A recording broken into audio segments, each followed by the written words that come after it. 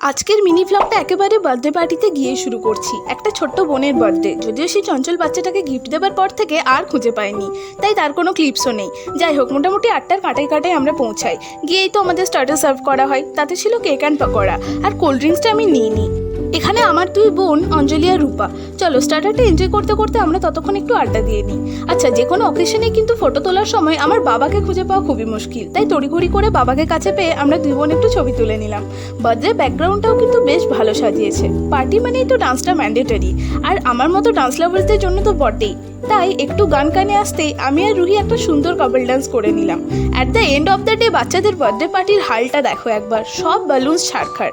অনেকটা রাত হলো, এবার ডিনার টেবিলে বসে পড়তেই হলো। খেতে খেতে ভুলেই গেছিলাম সব মেনুগুলো নিতে, বাট মাই ফেভারিট আইসক্রিমটা আমি কিন্তু কখনো ভুলি না। আমরা তো খুব এনজয় করলাম। তোমরা কতটা মজা পেলে ব্লগটা দেখতে সেটা জানিও।